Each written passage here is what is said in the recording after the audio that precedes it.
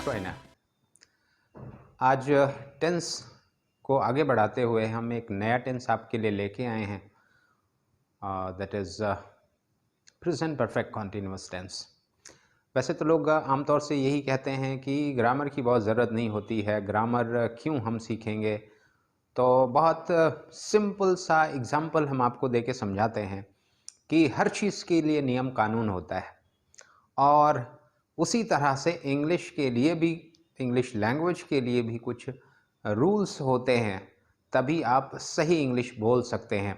आप इंग्लैंड में तो पैदा नहीं हुए हैं या इंग्लैंड में नहीं हैं। अगर इंग्लैंड में है तो इसकी ज़रूरत नहीं होती है, अगर वहाँ नहीं है तो इसका मतलब है कि एक नया इन्वायरमेंट आपके पास है, और उस इन्वायरमेंट में एक दूसरी चीज़ जब सीखना चाहते हैं तो उसके नियम कानून आपको पता होना चाहिए। अब अगर आपको सड़क पे चलने के नियम कायदे पता नहीं हैं तो आपको अक्सर जो है फ़ाइन लग सकता है, और इसके अलावा भी आप गलत गाड़ी चलाते हुए एक्सीडेंट के शिकार भी हो सकते हैं। लेकिन यहाँ पर इंग्लिश लैंग्वेज सीखने की जहाँ तक बात है, तो इसको सीखने के लिए आपको उसके नियम कानून कायदे सीखने पड़ेंगे, जिससे कि आप फ्लुएंट और करेक्ट इंग्लिश बोल सकें। Let's start this new lesson today. Present perfect continuous tense ऐसा टेंस होता है जिसमें कोई काम पास्ट में स्टार्ट हुआ होता है। Try to understand it. Past में काम शुरू हुआ किसी समय पर शुरू हुआ, और अभी भी जब उसकी बात हो रही है तब भी वो काम चल रहा है। जब ऐसी कोई बात हो तब प्रेजेंट परफेक्ट कॉन्टिन्यूअस टेंस को हम यूज करते हुए बात करते हैं। Try to understand the definition in English. When we want to express any action or activity which has started in past and still continue while we are talking about, जब हम उसकी बात कर रहे हैं तब भी वो चल रही है, किसी समय से स्टार्ट हुआ पास्ट में अभी भी चल रहा हुआ काम को हम प्रेजेंट परफेक्ट कॉन्टिन्यूअस टेंस में रखते हैं। तो प्रेजेंट परफेक्ट कॉन्टिन्यूअस टेंस जब हम यूज़ करते हैं, तो इससे पहले हमने देखा था प्रेजेंट कॉन्टिन्यूअस था, अब प्रेजेंट परफेक्ट कॉन्टिन्यूअस। दोनों में डिफरेंस क्या है? एक ही तरह की चीज़ें होती हैं जिसमें काम का होना पता चल रहा है। इसमें डिफरेंस एक चीज़ का है कि प्रेजेंट परफेक्ट कॉन्टिन्यूअस टेंस में टाइम लगा होता है और प्रेजेंट कॉन्टिन्यूअस में टाइम नहीं लगा होता है। अगर टाइम नहीं लगा है तो प्रेजेंट परफेक्ट कॉन्टिन्यूअस यूज़ करना गलत हो जाएगा, और अगर टाइम लगा है तो प्रेजेंट कॉन्टिन्यूअस यूज़ करना गलत होगा। तो इस तरह से हमें इसको ध्यान रखना है। अगर सेंटेंस में टाइम लगा हुआ है, चाहे वो पॉइंट ऑफ टाइम हो और ड्यूरेशन ऑफ टाइम हो। पॉइंट ऑफ टाइम है तो हम सिंस लगाते हैं, ड्यूरेशन ऑफ टाइम है तो फॉर लगाते हैं, FOR। अगर इस तरह से जब हम सेंटेंस को हिंदी में देखते हैं, उसमें इतने बजे से ये कर रहा है, इतने दिनों से ये काम कर रहा है। जैसे कि मैं 1 महीने से आपको अंग्रेज़ी पढ़ा रहा हूँ। I have been teaching you English for 1 month.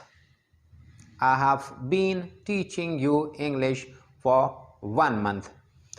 तो ये सिचुएशन होती है जो हमने आपको बताया कि कोई पास्ट में काम शुरू हुआ, अभी जब उसकी बात कर रहे हैं फिर भी वो चल रहा है और टाइम लगा हुआ है, चाहे उसमें ड्यूरेशन ऑफ टाइम हो या फिर पॉइंट ऑफ टाइम हो, यानी एग्जैक्ट टाइम का उसमें पता चल रहा हो, तो प्रेजेंट परफेक्ट कॉन्टिन्यूअस टेंस को हम यूज़ करते हैं। सेंटेंस हमने एग्जाम्पल के लिए बताया, और सेंटेंस आप ले सकते हैं। जैसे Mohan has been playing cricket for 2 hours। Mohan 2 घंटे से क्रिकेट खेल रहा है। Has been playing cricket for 2 hours, 2 घंटे पहले शुरू किया और अभी भी वो काम चल रहा है, बंद नहीं हुआ, लेकिन इससे पहले 2 घंटा बीत चुका है, तो हम फॉर 2 hours लगा करके। अगर 2 बजे से खेल रहा है तो बोलेंगे he has been playing cricket for 2 o'clock, since 2 o'clock। यहाँ पे पॉइंट ऑफ टाइम है। जब पॉइंट ऑफ टाइम हो जाए, एग्जैक्ट टाइम का पता चले, तब आप सिंस लगाएंगे, नहीं तो फॉर का यूज करेंगे। तो let's no what are the helping verbs and what are the main verbs that we use in present perfect continuous tense। Helping verb की बात करें तो प्रेजेंट परफेक्ट कॉन्टिन्यूअस टेंस बनाने के लिए हेल्पिंग वर्ब दो होते हैं, has been, have been. Has been को हम ही, शी, इट और सिंगुलर सब्जेक्ट के साथ में यूज करते हैं, जैसे द बॉय, द गर्ल, कोई नाम अगर आता है तो उनके साथ में हम हैज बीन को यूज करेंगे। आई, वी, यू, दे और प्लूरल सब्जेक्ट्स के साथ में हम हैव बीन को यूज करते हैं। और मेन वर्ब की बात करें यानी कि एक्शन वर्ड की बात करें तो एक्शन वर्ड में आईएनजी फॉर्म यानी प्रेजेंट पार्टिसिपल को हम यूज करते हैं। इसमें परफेक्ट कॉन्टिन्यूअस के जितने भी टेंस हैं, प्रेजेंट, पास्ट, फ्यूचर, इन सभी में प्रेजेंट पार्टिसिपल यानी आईएनजी फॉर्म को हम यूज करते हैं। गो में आईएनजी लगा दिया, गोइंग हो गया, रीड में आईएनजी, रीडिंग हो गया। इस तरह से मेन वर्ब का ये फॉर्म यानी प्रेजेंट पार्टिसिपल को हम प्रेजेंट परफेक्ट कॉन्टिन्यूअस टेंस में यूज करते हैं। अब आपने ये समझ लिया, इसके बाद आता है कि हम वर्ड्स को कैसे सेट करें कि हमारा सेंटेंस सही बने, करेक्ट सेंटेंस बने, वर्ड्स अपनी जगह पे फिट हो जाएं। तो हमने बताया, हर वीडियो में आपको ये चीज़ बताया है कि बात हम दो तरह से करते हैं, या पूछते हैं या बताते हैं। तो बताने वाली बात को हम पहले समझ लेते हैं। बताने वाली बात में जब हम कोई बात बोलते हैं तो इसमें जो स्ट्रक्चर होता है, फॉर्मूला जो होता है जिस पे हम वर्ड्स को सेट करते हैं, उसमें सबसे पहले सब्जेक्ट होगा। यानी असर्टिव सेंटेंस बनाने के लिए असर्टिव में पॉजिटिव निगेटिव दोनों आते हैं। तो हम असर्टिव की बात कर रहे हैं, चाहे आप तो निगेटिव्स को बनाएं चाहे पॉजिटिव बनाएं। तो सबसे पहले सब्जेक्ट आएगा, उसके बाद फिर हेल्पिंग वर्ब का फर्स्ट पार्ट यानी हैज़ या हैव आएगा। उसके बाद फिर अगर नॉट है तो उसके बगल में आएगा ही हैज़ नॉट। अब मेन हेल्पिंग वर्ब का दूसरा पार्ट बीन आएगा यहाँ पर। बीन के बाद फिर मेन वर्ब यानी गो है, रीड है, तो इसका आईएनजी फॉर्म यहाँ पर यूज़ किया जाएगा। अब इसके बाद आगे बढ़ेंगे तो ऑब्जेक्ट आएगा। ऑब्जेक्ट के बाद फिर कोई जगह है, कोई टाइम है, इस तरह की चीज़ें वहाँ पर ऑब्जेक्ट के बाद रखी जाती हैं। तो इस तरह से आप एग्जाम्पल देखेंगे, जैसे you have not been reading book since morning.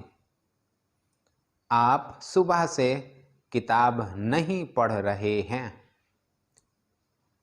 He has not been playing cricket since Monday. She has been swimming in the river for 2 hours. वो 2 घंटे से नदी में तैर रही है। इस तरह से ये एग्जाम्पल्स हो गए जो असर्टिव सेंटेंस बनाने के लिए हैं। अब इसके बाद आगे बढ़ते हैं इंट्रोगेटिव की तरफ। इंट्रोगेटिव सेंटेंस आप जब बनाना चाहते हैं तो you have to make the structure like first helping verb. जो हेल्पिंग वर्ब से सवाल बनते हैं यानी कि जिसमें हम येस या नो में आंसर मांगना चाहते हैं किसी से, क्या वो 2 घंटे से पढ़ रहा है, क्या वो 3 बजे से सो रहा है। इस तरह से जब कोई बात कहना होता है तो क्या शुरू करने के लिए हेल्पिंग वर्ब को पहले ले आएंगे। हेल्पिंग वर्ब सब्जेक्ट के अकॉर्डिंग आएगा। हैज़ बीन या हैव बीन क्या ले आना है तो हमने आपको बताया है। सबसे पहले हेल्पिंग वर्ब का फर्स्ट पार्ट यानी कि हैज़ या हैव में से कोई एक रहेगा, उसके बाद सब्जेक्ट आएगा। सब्जेक्ट के बाद फिर नॉट अगर है तो आएगा, फिर उसके बाद बीन, बीन के बाद फिर मेन वर्ब आना है जो आईएनजी फॉर्म के साथ में आएगा। इसके बाद सब्जेक्ट आएगा, सब्जेक्ट के बाद फिर एक्सटेंसिव यानी उसके बाद बढ़ी हुई चीज़ जो भी होगी हम उसको वहाँ पर रखते हैं। एग्जाम्पल के लिए, have you been playing hockey since morning? क्या आप सुबह से हॉकी खेल रहे हैं? Has he been reading newspaper since 2 o'clock? Has he been reading newspaper? तो हैज़ यहाँ पे हेल्पिंग वर्ब का फर्स्ट पार्ट हो गया, सब्जेक्ट ही हो गया, उसके बाद बीन हो गया, नॉट नहीं है तो बीन हो गया, उसके बाद मेन वर्ब रीडिंग हो गया, रीडिंग के बाद ऑब्जेक्ट क्या है, न्यूज़पेपर है, यानी जिस पे कोई काम किया जाए वो ऑब्जेक्ट होता है, उसके बाद फिर बढ़ी हुई बात हो गई। फिर और भी सेंटेंस ले सकते हैं, जैसे कि has your father been working here for 5 years? क्या आपके पिताजी यहाँ पर 5 सालों से काम कर रहे हैं? Have your father been, has your father been, ये योर फादर सिंगुलर है, योर की तरफ नहीं देखेंगे। Has your father been working here for 5 years? तो इस तरह से आप इसमें सेंटेंस बना सकते हैं।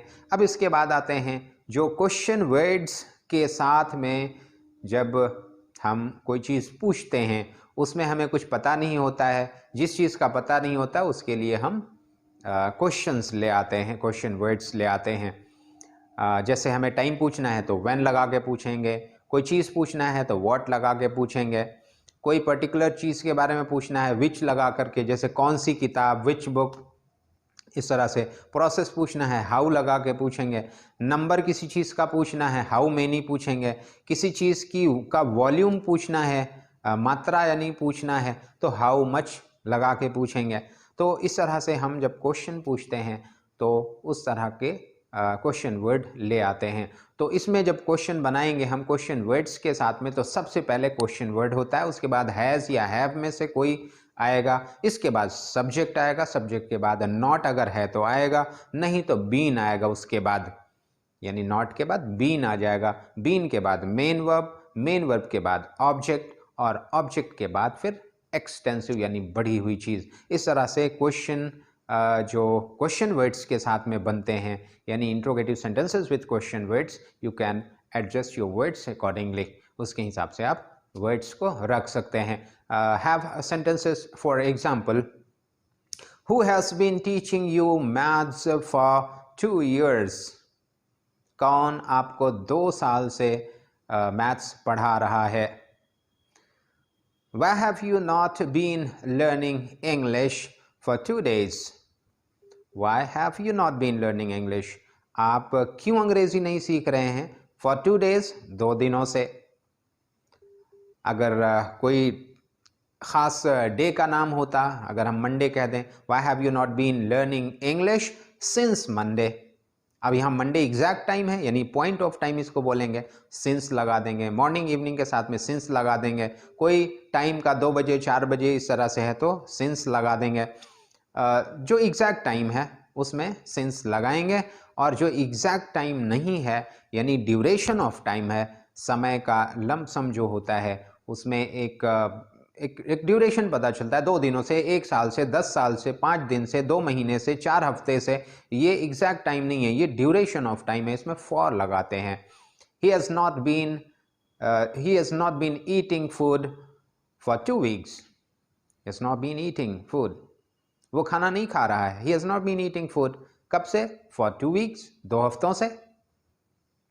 इस तरह से ये प्रेजेंट परफेक्ट कॉन्टिन्यूअस टेंस जो है मैंने आपको सिखा दिया है। अब इसमें सेंटेंसेस जैसे बनाने हैं, आप स्ट्रक्चर के बेस पर अपने सेंटेंसेस खुद बना करके प्रैक्टिस कर सकते हैं, क्योंकि आप जानते हैं without practice you can't do anything. Practice makes a man perfect.